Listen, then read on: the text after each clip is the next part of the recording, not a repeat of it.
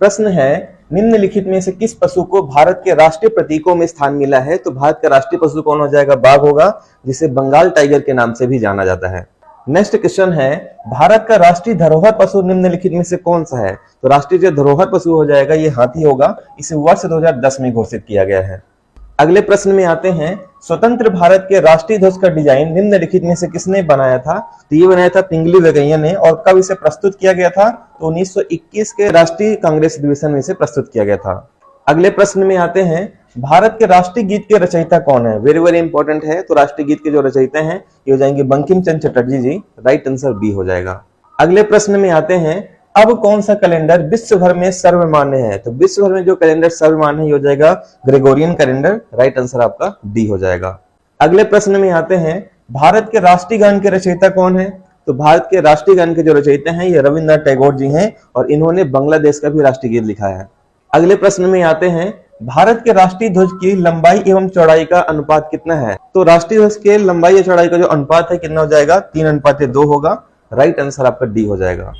अगले प्रश्न में आते हैं, वंदे मातरम किस ग्रंथ से संकलित है? तो वंदे मातरम जो लिया गया है ये आनंद मठ से लिया गया है, जिसके रचयिता कौन है? बंकिम चंद्र चटर्जी जी हैं।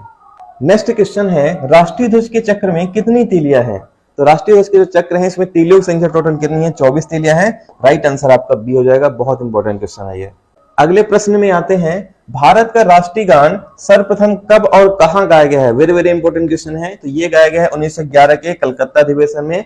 राइट आंसर आपका सी हो जाएगा इसमें। अगले प्रश्न में आते हैं, राष्ट्रीय ध्वज के बीच में बने धर्म चक्र का रंग क्या है? तो धर्म चक्र या अशोक चक्र का रंग क्या है? ये हो जाएगा गहरा नीला रंग है। राइट आंसर आपका सी हो जाएगा। अगले प्रश्न में आ जाते हैं, भारत का राष्ट्रीय गीत कौन सा है? तो भारत का राष्ट्रीय गीत कौन सा हो जाएगा आपका? वंदे मातरम हमारा राष्ट्रीय गीत है, जिसके रचयिता कौन है? बंकिम चंद्र चटर्जी। अगले इंपॉर्टेंट क्वेश्चन में आते हैं, भारत का राष्ट्रीय गीत वंदे मातरम सर्वप्रथम कब और कहां गाया गया था? तो सर्वप्रथम ये गाया गया था 1896 के कलकत्ता अधिवेशन में। राइट आंसर आपका सी हो जाएगा।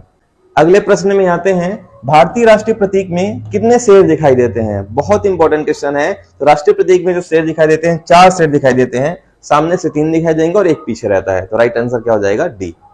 अगले क्वेश्चन पे आते हैं, भारतीय प्रतीक चिन्ह की आधार पट्टी पर अंकित वाक्य सत्यमेव जयते कहां से लिया गया है? तो सत्यमेव जयते जो लिया गया है ये मुंडकोपनिषद से लिया गया है। राइट आंसर क्या हो जाएगा आपका? डी। बहुत इंपॉर्टेंट है, हमेशा पूछा जाता है ये। अगले प्रश्न में आते हैं, भारत का राष्ट्रीय पंचांग किस पर आधारित है? भारत का राष्ट्रीय पंचांग सत संवत पर आधारित है। राइट आंसर क्या हो जाएगा? ए हो जाएगा। भारतीय कैलेंडर इसी पे आधारित है। एक क्वेश्चन आपको कमेंट करके बताना है, भारत का राष्ट्रीय आदर्श वाक्य क्या है? सत्यमेव जयते, वंदे मातरम, जय जवान जय किसान, जय हिंद।